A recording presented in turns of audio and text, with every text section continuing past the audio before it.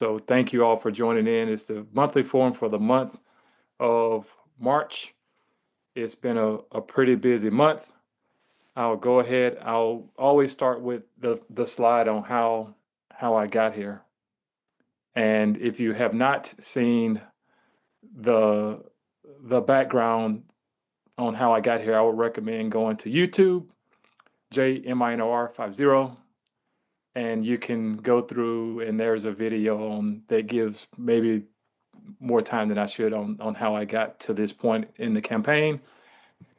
The first slide that I'll kind of briefly go through is we call the Good Race Roadmap, and we are at a place between January and the month of May, and we at our campaign at this particular time, the primary effort is getting the petitions signed to allow me to qualify as an independent candidate.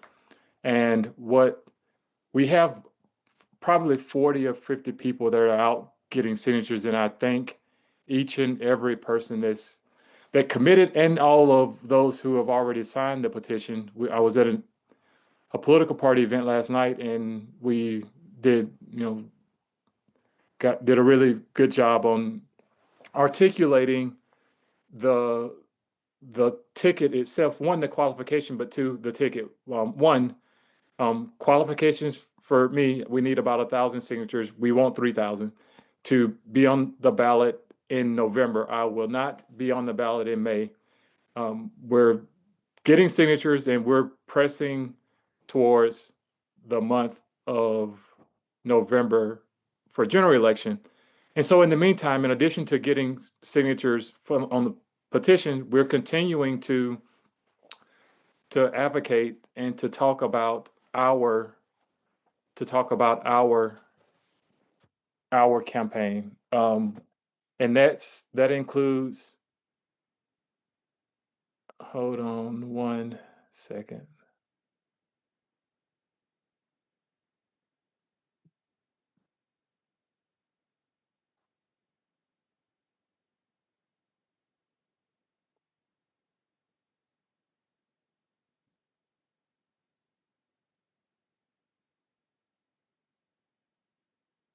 Hold on one second.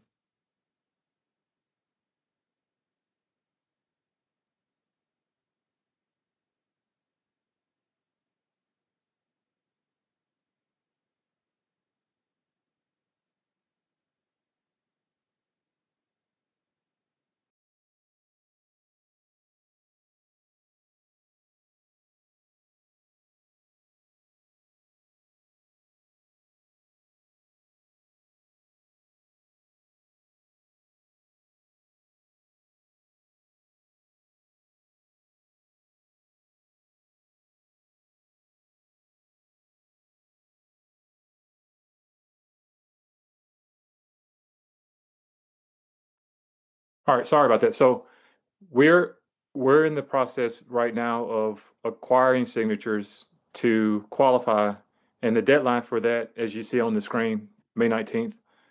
Again, thank you if you've signed, if you have packets. I appreciate all the efforts and support on this effort. In the meantime, we're continuing the campaign and we're helping candidates to articulate their platform to voters, primarily in Pickens County, because there aren't any local races in Tuscaloosa County.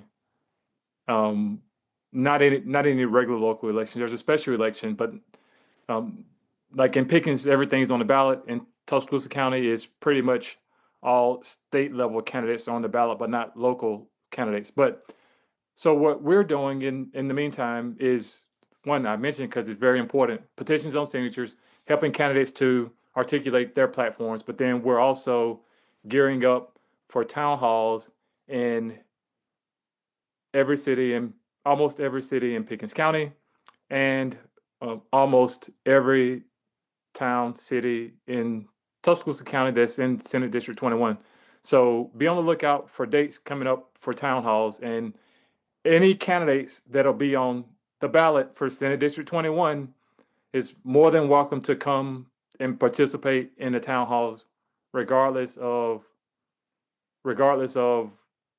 whether or not you're with any particular party. So if you're on the ballot for Senate District 21, when you see town halls and you see dates, if you have potential voters in those areas, I would encourage you to also reach out to take part in those town halls as well to articulate your platforms to voters in Senate District 21.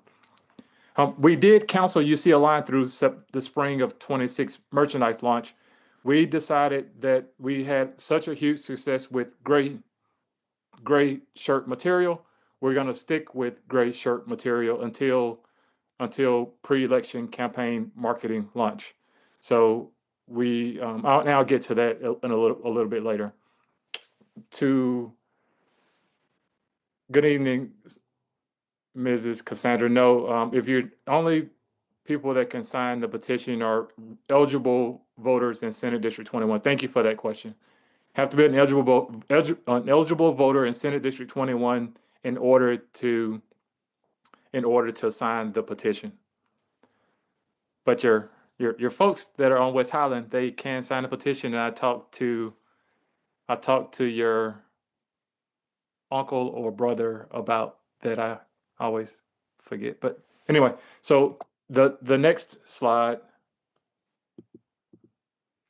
is we always go through the data analytics part. Just quickly, I'll say that we're doing really well in some areas, and we have a really exciting opportunity on the digital media side to reach a different demographic of voters.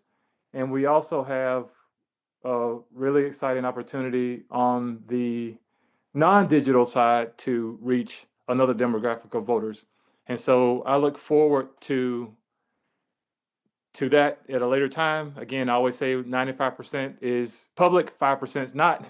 So, but that's just campaign strategy that we don't want the 5% because we don't want to give you the sauce, the ingredients, the secret ingredients to the KFC recipe in this public forum.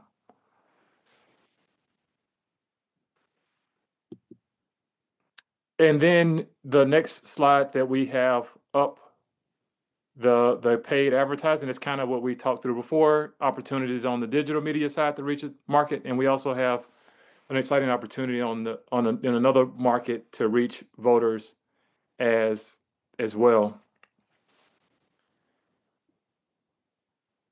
And while I'm on this slide too, so I'm also helping other candidates with their campaigns too. And I'm not talking party, I'm talking individuals. So if you need any assistance with campaign ideas, merchandise, those kinds of things, I'm more than happy and willing to not only to articulate, but to help you to market and campaign as well. As I say that, one of the individuals that I'm helping out just text me. So anyway, that's paid advertisement. And then the next slide up is the merchandise slide. So what we've added to the merchandise is, and again, I'll just go left to right. So for promotional items, we do have the smaller buttons and the cups that we give out at events that we attend. And then moving down to the bottom it's my right. So down to the bottom and to the right, we have label stickers that I put mine on my gym cups. Oh, no slides are showing. That is a minor problem. Thank you for that. All right. So now you should be able to see slide. Let me get a check. If you can see slides, let me know.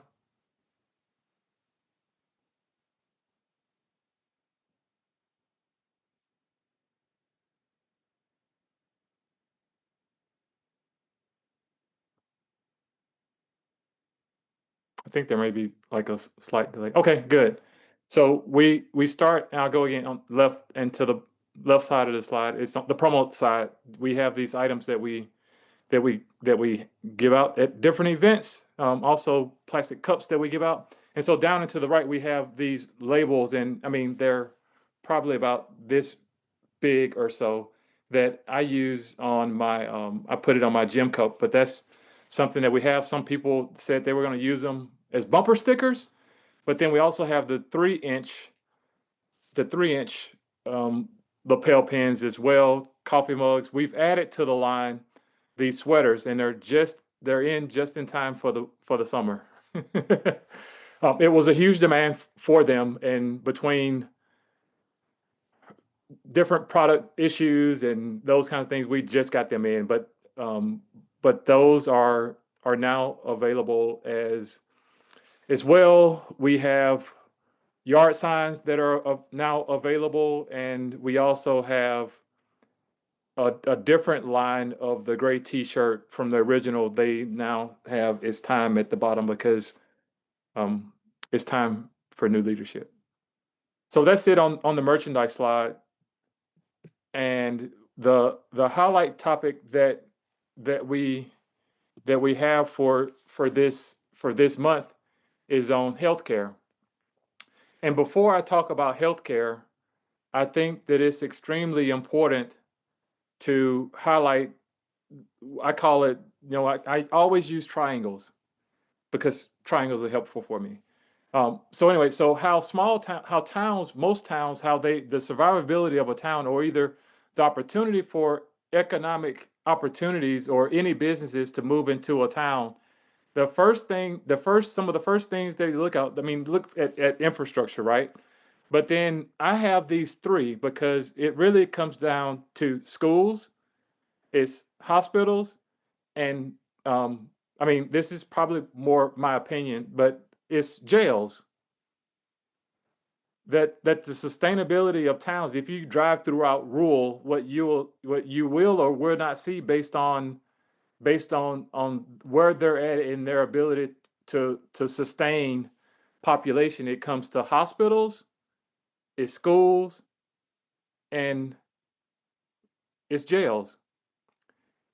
These are not only for sustainability, primarily because this is also where your streams of resources comes from.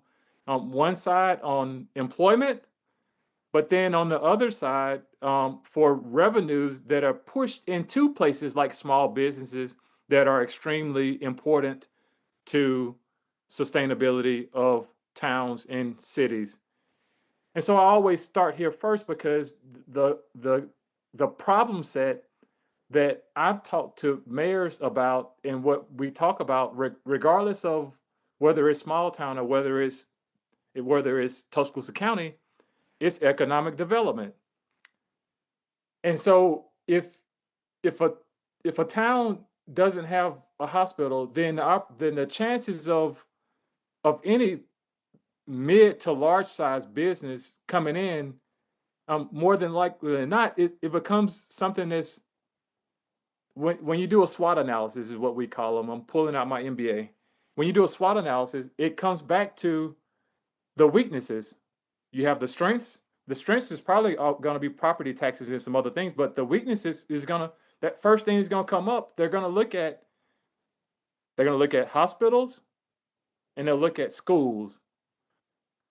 And if your schools have low ratings, which I'll probably may capture that later, but if your schools have low ratings, and if in like Pickens County, if you don't have a hospital, emergency room services, it's a weakness.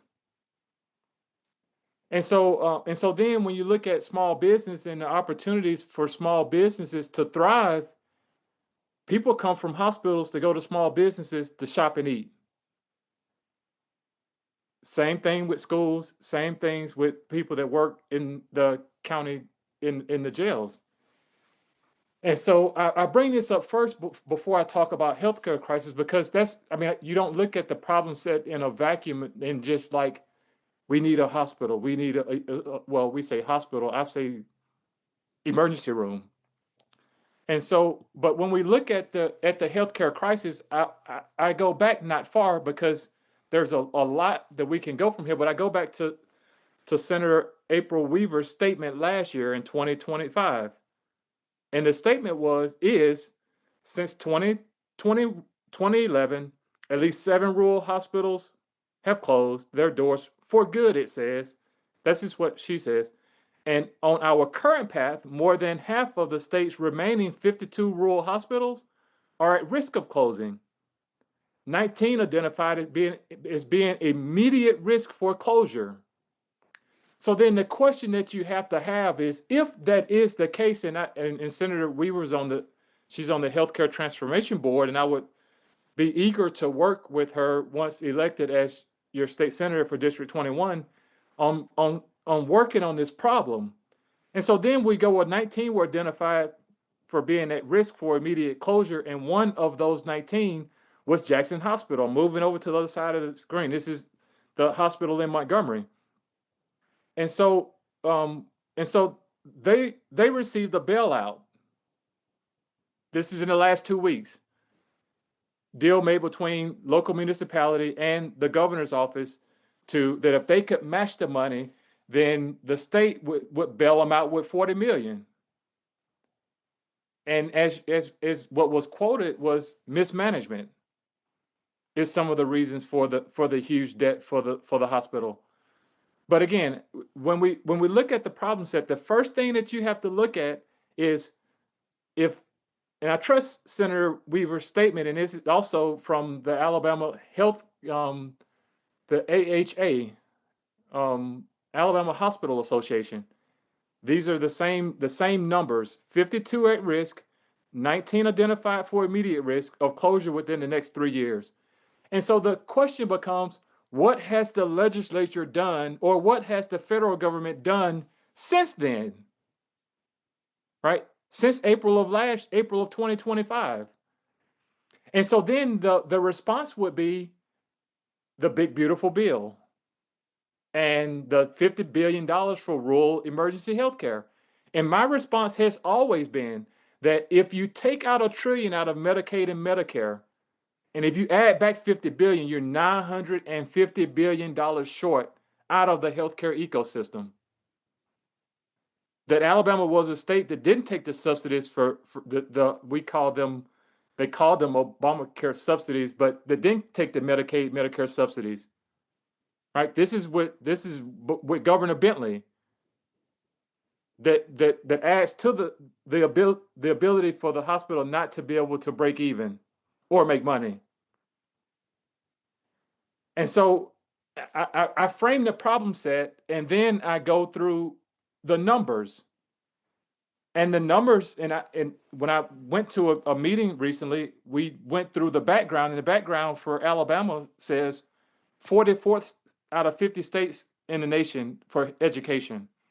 And I said, well, due to no fault of the teachers, because I had a great public school education. 1, 2, I talk to public school teachers on a regular basis. So, but 44 out of 50 schools in the United States, per capita income, these are just rankings. Per capita income in Alabama, 3rd lowest in the United States at $52,000 a year. Poverty rate, 8th highest in the United States. Infant mortality rate, 3rd highest in the United States. Life expectancy, the 3rd lowest in the United States. Cancer, diabetes, heart disease, high blood pressure, all within the top 10 in the United States. And so when I received these numbers, I was looking at this. I said, this reads like a coroner's report. It reads like a coroner's report. And then when you add to that we have the worst prison system in the United States, more suicides by percentage in Alabama than anywhere else in the United States, highest suicide rate, highest death rate, suicide, drug overdose, homicide, the highest in the United States by percentage, on rankings with the highest in the world. More people are locked up in Alabama than almost anywhere in the world. So my point is, you can't just look at one. Probably have to look at the bigger picture. So if we have more people in jail by percentage in the United States, one of the highest in the United States, top five, then the response would be either we have the most violent people in the United States or there's something else wrong. Either we have the most violent people in the United States. It's something in the water in Alabama, in Oklahoma, in Arkansas, in Mississippi, in Louisiana. It's either something in the water, it's in our sand, or either there's a problem somewhere else. So the point though is that so now we're investing, because I bring this up because in the meeting that I was in, somebody raised their hand and said that we don't have the money. And I said, well, it's not. It doesn't come to a money down to a money thing because it because we just gave Jackson 40 million, right? We started at 400 million with the prison. Now we're at 1.4, 1.3 billion for one, and that money was diverted from healthcare funds. 400 million was diverted from healthcare funds during COVID to build a prison that was supposed to be two, and now we're at 1.3 billion for one. So my point though, it doesn't come down to a money issue. I mean, it is a money issue, but it's more a prioritization of resources concern. And so the point though, I mean, I've laid with the conflict or with the crisis. Now I want to talk about solution, because I don't ever want to talk about a conflict without a solution. I just become like most rage baiters on social media. So then when I talked about solution, I said, well, the big hospitals in the state of Alabama have to take on a responsibility for providing resources, i.e., doctors for standalone rural emergency rooms in rural places in Alabama. That you need a standalone rural emergency room, and those doctors don't have to live in small town, but they need to be able to drive from UAB or DCH or Huntsville Hospital to rural Madison County if they need a hospital in rural Madison County. But we need standalone rural emergency rooms, and we need the big hospitals to provide be the parent for the doctors, and we can do nurses, we can do all the resources that are internal to the county. That's what I would recommend that we push for, rather than and let me back up, and I'm getting close with time too.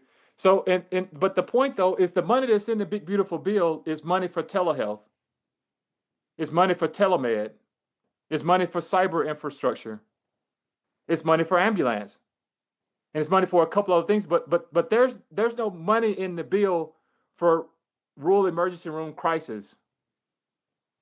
There's money in the bill for current infrastructure for hospitals that are already operational. And so I said in this meeting that it's an insult to people in rural to talk to them about telemed, to talk to them about telehealth when their phone lines don't even work. The people that need to see a doctor the most are the ones, are the elder, are our aging population. They actually need to see a doctor. So when you talk telemed and telehealth in rural Alabama, that's a that's an insult, especially in places like Carrollton when the phone lines, well, they may be working now, but there was a long time frame that the phone lines weren't even working. But but they'll tell you they don't have social media, and don't they don't that not know how to use that internet. Um, a small percentage do, but again, my point though is our aging population needs to go in to see a doctor. So we need standalone rural emergency rooms. We already have family practice for places like Watley, Dr. Booth's office. These doctors, these family practices are doing a terrific job. Um, and on the point, so our commissioners have done a really good job to get us from no ambulances to two ambulances, right? So and so my point, and while I got to, so one, this is the vision: standalone rural emergency rooms that support rural places where there are rural hospital deserts, and they need to be parented by big hospitals in the region.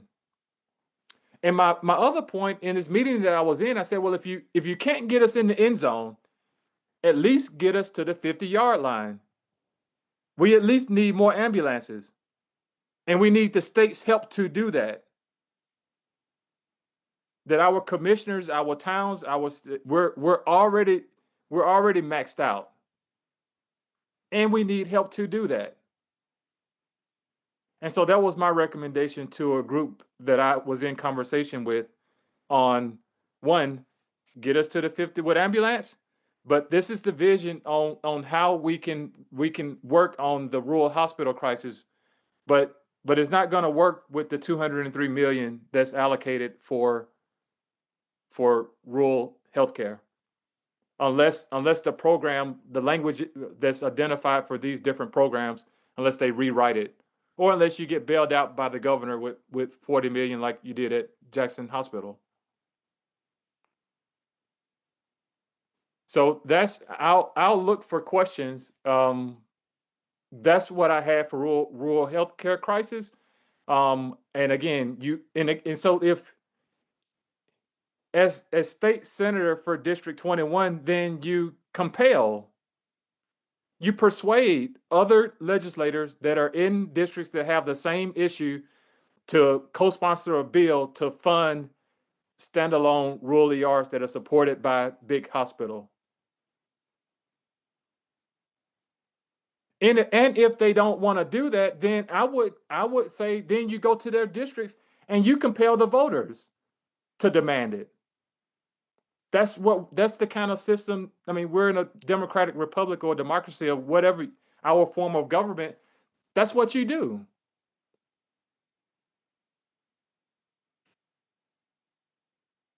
Yeah. So I'll take questions, and so I'm going to read the first question because I have to read, and we're getting close to time.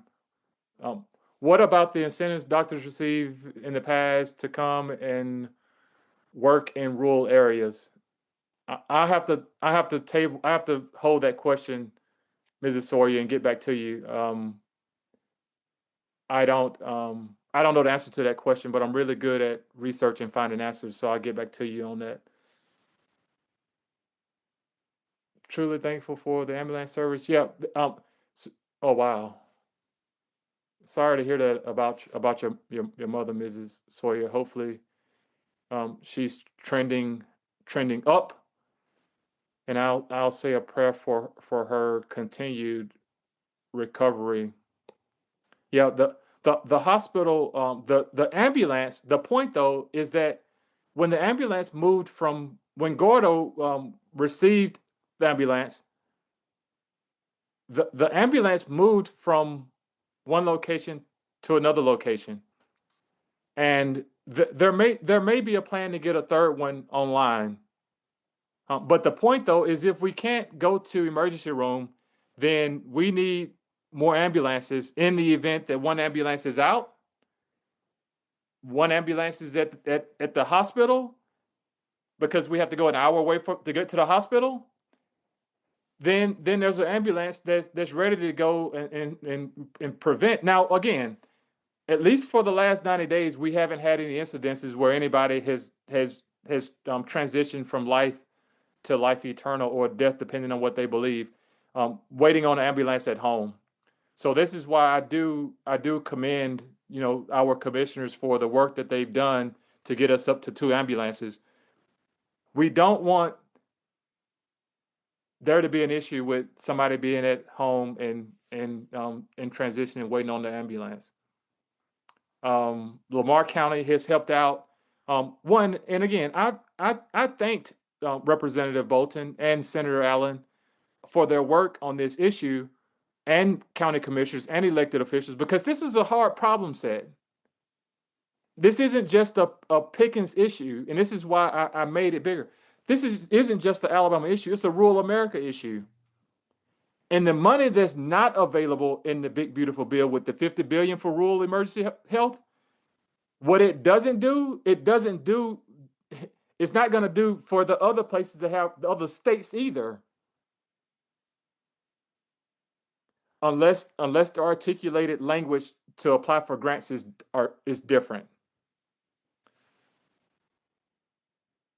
Yeah. So one, I I'm I do life and I do death, and in my profession and my calling is to is to help save lives, not just physical life, but life eternal. And so I'm passionate about this issue. If and again, if I'll commend anybody for doing what's right. I don't. I mean, people have these, and this is the challenge with campaign in general.